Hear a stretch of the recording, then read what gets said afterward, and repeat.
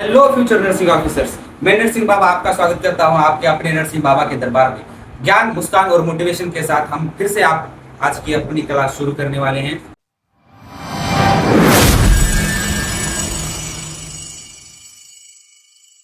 Hello बच्चों, तो हम आज पढ़ने वाले हैं लेवल ऑफ प्रिवेंशन। तो क्या रहते हैं लेवल ऑफ प्रिवेंशन? आपको क्वेश्चन रहता होगा दिमाग में कि प्रिवेंशन मतलब क्या है। तो प्रिवेंशन एक ऐसी चीज है जो अगर कोई चीज होती है तो वो ना हो, इसीलिए हम उसके पहले कुछ करते हैं, वो स्टेप रहती है प्रिवेंशन। तो ये प्रिवेंशन एक साइकेट्रिस्ट ने सोचा कि अगर मेंटल डिसऑर्डर्स हो रहे हैं तो उन्हें रोकने के लिए कुछ तो ऐसी चीज होनी चाहिए। तो उन्होंने क्या किया, उन्होंने बनाया level of prevention in mental disorders. तो उस साइंटिस्ट का नाम क्या था? तो उन साइंटिस्ट का नाम था गेरार्ड कैपलर। उन्होंने 1960 में क्या किया, उन्होंने 1960 में मेंटल डिसऑर्डर्स के लिए लेवल ऑफ प्रिवेंशन बनाया। अब लेवल ऑफ प्रिवेंशन में सबसे पहले उन्होंने क्या बनाया, उन्होंने बनाया प्राइमरी प्रिवेंशन। उन्होंने कहा कि प्राइमरी प्रिवेंशन, प्राइमरी प्रिवेंशन में हम क्या करते हैं? प्राइमरी प्रिवेंशन एक ऐसी स्टेप से जो इंसिडेंस को डिक्रीज करती है।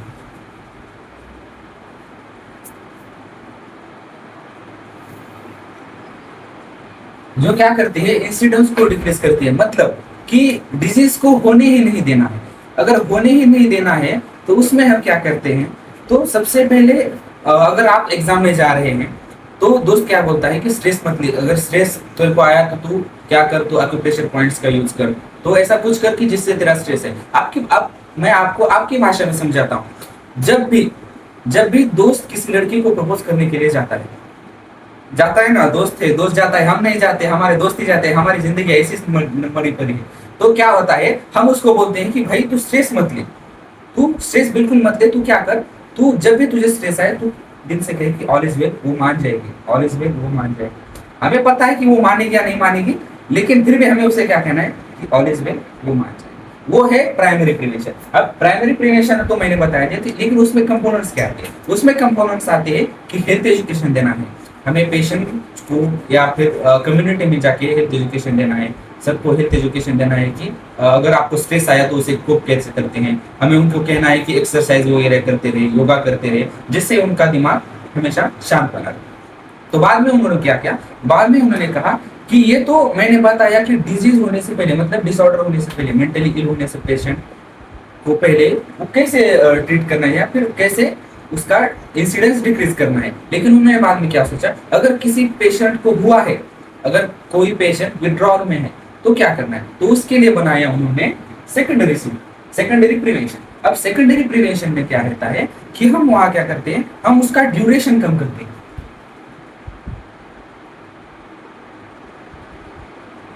हम सेकेंडरी प्रिवेंशन में उसका ड्यूरेशन कम करते हैं। ड्यूरेशन कम करते हैं मतलब क्या करते हैं कि अभी हमने क्या किया, हमने अपने दोस्त को बोला कि भाई तू प्रपोज कर, ऑल इज वेल, कुछ नहीं होगा, वो मान जाएगी। हमने तो उसको बोल दिया, वो तो प्राइमरी प्रिवेंशन था जब वो जाने वाला था। लेकिन अब वो गया, उससे बात हुई, तो उसने क्या किया, उसने उसको बोला कि मैं तुझसे प्यार नहीं कर सकती।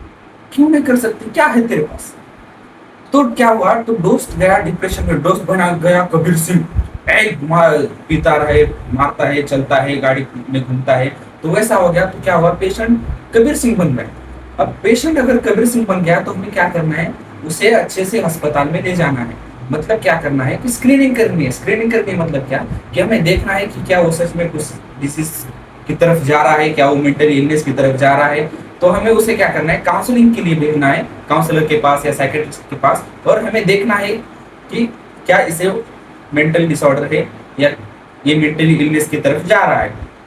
तो इसमें क्या करते हैं, तब सेकेंडरी हम करते हैं कि उसे स्क्रीनिंग के लिए भेजते हैं, और उसे काउंसलर के पास भेजते हैं, और अर्ली ट्रीटमेंट करके उसका जो ड्यूरेशन है, अगर ट्रीटमेंट नहीं किया तो क्या होगा, तो वो चला जाएगा डिप्रेशन में चला जाएगा, उसके बिहेवियरल चेंजेस हो जाएंगे, वो लोनलीनेस में चला जाएगा, अकेला अकेला रहेगा, खाना नहीं खाएगा, कुछ पिएगा नहीं, तो वो वैसे ही मर जाएगा। तो हमें क्या करना है, उस वो होने से पहले हमें क्या करना है, उसका ड्यूरेशन डिक्रीज करना है। अगर कोई डिजीज 1 साल चलने वाला है, हमें पता है कि अगर ये हुआ तो ये जिंदगी भर चलेगा, तो उसका ड्यूरेशन हमें कम कर सकते हैं। तो बाद में उन्होंने क्या किया, अब ये हो गया कि हम स्क्रीनिंग करेंगे और पेशेंट को अच्छे से ट्रीट करेंगे पहले। लेकिन अब तब क्या होगा जब पेशेंट को स्क्रीनिंग भी नहीं किया किसी ने और वो पहले से ही डिस्प्रेशन में चला गया, तो हमें वहां क्या करना है? तो हमें वहां है, उन्होंने बताया कि हमें वहां करना है टर्शियरी प्रिवेंशन। टर्शियरी प्रिवेंशन में क्या करना है? हमें उसका इम्पेयरमेंट जो रहता है, इम्पेयरमेंट बोलो या फिर उसकी सीवियरिटी बोलो, उसकी सीवियरिटी हमें डिक्रीज करनी है। सीवियरिटी डिक्रीज करनी है और उसे हमें नॉर्मल फंक्शनिंग, नॉर्मल लाइफ के फंक्शनिंग में वापस ले आना है। तो हम क्या करेंगे? अब दोस्त को क्या हुआ, दोस्त गया, उसको हमने ऑल इज वेल बोला और उसने कुछ तो कहा, उसने कहा कि वो तू मुझे पसंद नहीं है, और बाद में क्या हुआ, वो बन गया कबीर सिंह। अब कबीर सिंह बन गया, लेकिन कबीर सिंह ट्रीटमेंट नहीं हुआ क्योंकि हमने उस पर ध्यान नहीं दिया था। क्यों? क्योंकि हम अपनी तरफ देख रहे थे। तो बाद में क्या हुआ? तो बाद में ये हुआ कि हमें देखना है उसको, सीवियरिटी हमें डिक्रीज करनी है। अब सीवियरिटी डिक्रीज करने का मतलब क्या करना है? तो हमें उसे मोटिवेशन, रियल लाइफ में क्या होता है, दोस्त दोस्त को मोटिवेशन देते हैं। मोटिवेशन, दोस्तों का मोटिवेशन सबसे खतरनाक रहता है, लेकिन हमें यहाँ मोटिवेशन नहीं है। लेकिन आप फॉर एग्जाम्पल मोटिवेशन कैसे देते हैं? मोटिवेशन दोस्त आते हैं, दोस्त ऐसे पीठ पे हाथ रखते हैं और बोलते हैं, क्या बोलते हैं? उसमें बोलते हैं कि क्या वो सिर्फ अकेली थी तेरी जिंदगी में? नहीं।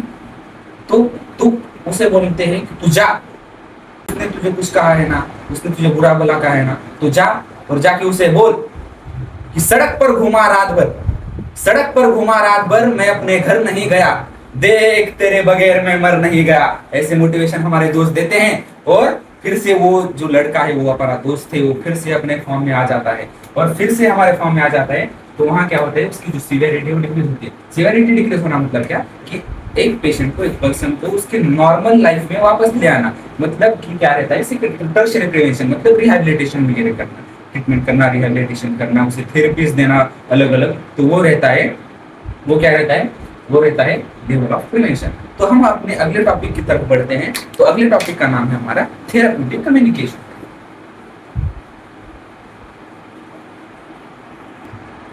तो हम अपने अगले टॉपिक की तरफ बढ़ेंगे, वो है थेराप्यूटिक कम्युनिकेशन। अब थेराप्यूटिक कम्युनिकेशन का है, थेराप्यूटिक कम्युनिकेशन हमें नर्सिंग फील्ड में बहुत ही ज्यादा इंपॉर्टेंट रहता है, क्योंकि हमें पेशेंट के साथ 24 घंटे रहना पड़ता है। अगर हमें पेशेंट के साथ 24 घंटे रहना पड़ता है तो हमें उसके साथ थेराप्यूटिक रिलेशन मेंटेन करने होते हैं, ना कि पर्सनल रिलेशन मेंटेन करने होते हैं। तो उसके लिए अभी आपको या अच्छे से याद हो जाए, इसलिए हमने निमोनिक बनाया है, वो है ओरल फिक्स।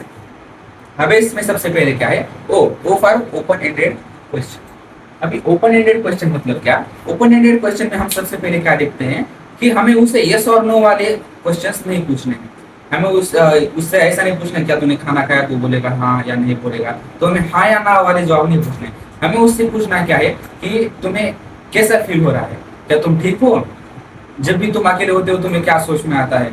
तो उसके बारे में हमें पूछना है कि जहां तक वो हमें यस और नो में नहीं, तो ज्यादा से ज्यादा बोलकर हमें उसका जवाब दे, मतलब वो क्या फील कर रहा है, क्या नहीं पता। अब इसमें हम सबसे अच्छा एग्जांपल देखेंगे कि अगर हम अपने दोस्त को बोल रहे हैं कि भाई तूने खाना खाया, या फिर वो तुझे कैसे, वो हमें क्या बोलेगा कि हाँ या ना बोलेगा।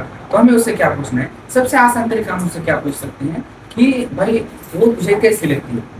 अब वो दोस्त क्या बोले, हाँ या ना में तो नहीं बोलेगा, तो वो बोलेगा कैसे, चांदी सोना एक तरफ, उसका होना एक तरफ उसकी आंखें, जादू टोना एक तरफ। तो वो तांत्रिक नहीं है भाई, तो ऐसी शायरी मत बोला करो, ठीक है। तो हमें क्या करना है, यहाँ पर हमें यस और नो में क्वेश्चन नहीं पूछने, हमें उसे लॉन्ग आंसर, जैसे हम एग्जाम में लिखते हैं वैसे लॉन्ग आंसर क्वेश्चन वो हमें आंसर दे, इसलिए हमें ओपन एंडेड क्वेश्चन पूछने हैं। अब बाद में आती है सेकंड, वो आर्क से क्या, आर्क से आता है रिफ्लेक्शन। रिफ्लेक्शन मतलब क्या कि पेशेंट हमें कुछ बोल रहा है, पेशेंट हमें क्या बोल रहा है कि क्या मुझे ये जॉब छोड़ देनी चाहिए, क्या मुझे जिंदगी में ऐसा करना चाहिए, क्या मुझे ऐसा करना चाहिए, वैसा करना चाहिए। तो हमें क्या करना, हमें गूगल असिस्टेंट वहां नहीं बनना है कि अगर उसने पूछा कि क्या मुझे जॉब छोड़ना, देखिए आपकी गरीबी बहुत हद तक नीचे गिर चुकी है, तो आपको जॉब नहीं छोड़नी चाहिए। हमें गूगल असिस्टेंट नहीं बनना, हमें क्या वहाँ रिफ्लेक्शन बनना है, मिरर की तरह बनना है। तो हमें वो जो बोल रहा है उसे ही क्वेश्चन मार्क देख के डबल दोहराना है। अगर वो पूछ रहा है कि क्या मुझे मेरी जॉब छोड़ देनी चाहिए, तो हमें बोलना चाहिए क्या लगता है तुम्हें, क्या तुम्हें तुम्हारी जॉब छोड़ देनी चाहिए। ऐसे हमें सिर्फ उसके क्वेश्चन को रिफ्लेक्ट करना है, हमें वहां गूगल असिस्टेंट नहीं बनना। तो रिफ्लेक्शन हो गया। तो बाद में आती है एक्टिव लिसनिंग। एक्टिव लिसनिंग मतलब क्या कि पेशेंट हमसे कुछ बातें कर रहा है, पेशेंट हमसे बातें कर रहा है, हमसे हमें कुछ बता रहा है, तो हमें शांति से सिर्फ उसको सुनना है कि वो क्या बोल रहा है। कैसे सुनना है? वैसे बिल्कुल वैसे ही सुनना है जब आपके सामने वो ऐसे बोलती रहती है तो आप सुनते रहते हैं, बिल्कुल वैसे है हमें यहाँ पर सुनना है कि पेशेंट हमें क्या बोल रहा है। तो बाद में इसके बाद आता है listen with silence. Active listening मतलब क्या? अच्छे से सुनना। और विद साइलेंस मतलब क्या? हमें उसे जवाब नहीं देना है। विद साइलेंस मतलब हमें सिर्फ ऑब्जर्व करना है कि फोकस करना है कि उसके प्रॉब्लम्स कौन से है, वो बातें कैसे कर रहा है, तो इस चीजों पे हमें फोकस करना है। साइलेंसली हमें सिर्फ उसका बिहेवियर चेक करना है कि वो बातें करते करते हम क्या ऑब्जर्व कर रहे हैं। ठीक है, तो उसके बाद में आता है फोकस। फोकस मतलब क्या? पेशेंट हमें बताता रहे, हमें फोकस क्या करना है? पेशेंट के बिहेवियर पे फोकस करना है। पेशेंट कैसे बिहेव कर रहा है, पेशेंट कैसे बातें कर रहा है। अगर वो सर्कमस्टेंशियलिटी जैसे गोल गोल जलेबी की तरह घुमा के फिर से एक पॉइंट पर आ रहा है, अगर हमने पूछा, तो हमें उस पूरे इसमें कोई तो एक चीज ऐसे फोकस करनी है कि जिसकी वजह से हमें पता चले कि पेशेंट आखिर सोच क्या रहा है। तो ये हुआ फोकस। तो उसके बाद में आता है E for I for information. Information हमें उसकी पूरी इंफॉर्मेशन लेनी है, उससे अच्छे से बात करनी है और उसकी पूरी अच्छे से हमें इंफॉर्मेशन लेनी है, तो उस जिसकी वजह से हम उसके साथ अच्छे से कम्युनिकेट हो सके, उसे हम अच्छी से अच्छी ट्रीटमेंट दे सके और वो ज़्यादा से ज़्यादा जल्दी ठीक हो जाए। तो उसके बाद आता है क्लैरिफिकेशन। क्लैरिफिकेशन मतलब क्या? अगर वो हमें कुछ बोल रहा है तो वो पूरा क्लैरिफाई करके दो। अगर वो बोल रहा है कि मेरी जिंदगी में कुछ नहीं बचा, तो हमें पूछना कि कैसे तुम्हारी जिंदगी में कुछ नहीं बचा? बहुत कुछ तो बचा है, इतनी अच्छी तो जिंदगी है। तो हमें क्लैरिफाई करना है कि वो जो हमें बोल रहा है वो क्यों बोल रहा है, उसके पीछे का रीजन क्या है, वो हमें क्लैरिफिकेशन में देखना है। और बाद में देखना है कि शेयरिंग परसेप्शन। अब शेयरिंग परसेप्शन में हमें देखना क्या है, से वो उसका भी और वो क्या फील कर रहा है, हमें उसे बताना है कि मैं देख सकता हूँ कि तुम बहुत ही ज्यादा दुख में हो, मैं देख सकता हूँ कि तुम ज्यादा परेशान हो, मैं देख सकता हूँ कि तुम में नींद नहीं आ रही है, तुम्हें चैन नहीं पड़ रहा, मेरा चेन वेन से बुझ रहा है, तेरा चेन वेन से बुझ रहा है, ऐसा नहीं। हमें सिर्फ उसे बताना है कि भाई वो ठीक नहीं। तो ये हो गए कुछ हमारे निमोनिक के हिसाब से हमारे थेरेप्यूटिक कम्युनिकेशन पॉइंट्स। तो उसमें सबसे ओपन एंडेड क्वेश्चनिंग, बाद में आता है रिफ्लेक्शन, उसके बाद में आता है एक्टिव लिसनिंग, उसके बाद में आता है लिसन विद साइलेंस, बाद में फोकसिंग, इंफॉर्मेशन, सी से क्लैरिफिकेशन और यस से फिर से आता है शेयरिंग परसेप्शन, उसे बताना है। तो हम देखते हैं अपना अगला टॉपिक, वो है नॉन थेरेप्यूटिक। ये तो हुए थेरेप्यूटिक कि हमें पेशेंट के साथ थेरेप्यूटिक कैसे मेंटेन करते हैं। अब हमें ऐसा क्या नहीं करना है जिसकी वजह से हमारा जो कम्युनिकेशन वो नॉन थेरेप्यूटिक, तो हम इसे मिटा देते हैं।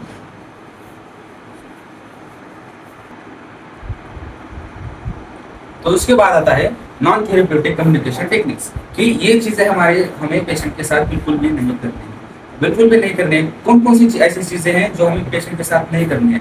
तो उससे सबसे पहले आता है कि व्हाई क्वेश्चनिंग। व्हाई क्वेश्चनिंग मतलब क्या? अगर वो आपको कुछ बोल रहा है तो हमें पूछना नहीं है कि व्हाई, ऐसा क्यों है, ऐसा ही क्यों है, हमें वैसा नहीं पूछना है। अब जैसे कि अगर कोई क्वेश्चन बोले कि देखो क्या है मुझसे कोई सुंदर, तो हमें उसे नहीं कुछ नहीं बोलना है, हमें सिर्फ हाँ बोलना है। व्हाई हमें पूछना नहीं कि क्यों, तो ही क्यों सुंदर है, ऐसे हमें कुछ नहीं बोलना है। तो बाद में आता है कि गिविंग फॉल्स reassurance, हमें उसे झूठी उम्मीद नहीं देनी है। झूठी उम्मीद नहीं देनी मतलब क्या?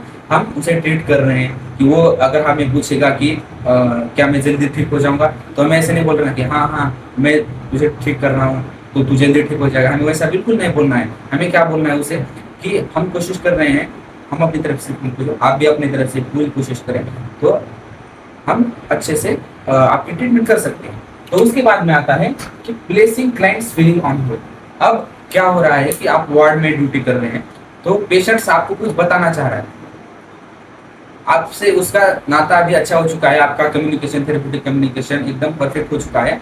तो पेशेंट क्या कर रहा है? पेशेंट आपसे कुछ शेयर करना चाहता है, आपको कुछ बताना चाहता है, तो आप क्या बोलोगे? हाँ रुको रुक रुक भाई, मेरा तेरा कॉल आया है, मैं तुझसे बात में बात करता हूँ। तो उसकी फीलिंग्स हमें होल्ड पे नहीं रखनी है, क्योंकि वो हमें नॉन थेरेप्यूटिक कम्युनिकेशन की तरफ ले जाता है।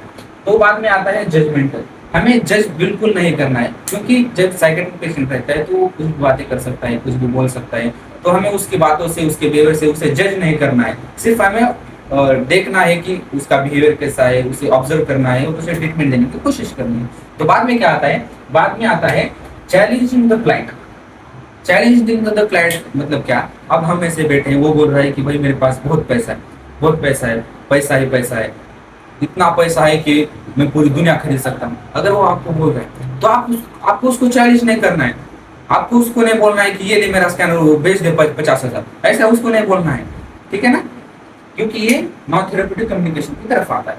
तो उसके बाद आता है बेलिटलिंग। बेलिटलिंग मतलब क्या, पर्सन टू फील अनइम्पोर्टेंट, हमें उसे अनइम्पोर्टेंट है ऐसा फील बिल्कुल नहीं कराना। अनइम्पोर्टेंट है ऐसा फील बिल्कुल नहीं कराना, इसका मतलब क्या रहता है कि हम, अगर पेशेंट हमारे साथ अच्छे कम्युनिकेट कर रहा है तो हम उसे इग्नोर कर रहे हैं या उस पर ध्यान नहीं दे रहे हैं, तो क्या हो रहा है, तो उसे लग रहा है कि मैं इनके लिए इंपॉर्टेंट नहीं हूँ, तो हमें पेशेंट को ऐसा फील नहीं होने देना है। बाद में आता है डिसएग्री। डिसएग्री मतलब क्या, कि अगर वो कुछ बोल रहा है, वो बोल रहा है कि मुझे ऐसा फील हो रहा है, तो हमें ऐसा नहीं बोला नहीं झूठ बोल रहा है, हमें उसे ऐसा बिल्कुल नहीं बोलना है, ठीक है। तो उससे एग्री करना है कि हाँ मैं समझ सकता हूँ कि तुम्हें क्या फील हो रहा है, हमें उसे ऐसे बोलना है। तो ये कुछ नॉन थेरेप्यूटिक कम्युनिकेशन की टेक्निक्स है, जिसमें वाई क्वेश्चन हमें पेशेंट के साथ बिल्कुल नहीं करनी है। उसके बाद हमें उसे फास्ट रीएश्योरेंस नहीं देना है, जो सच है वही बताना है।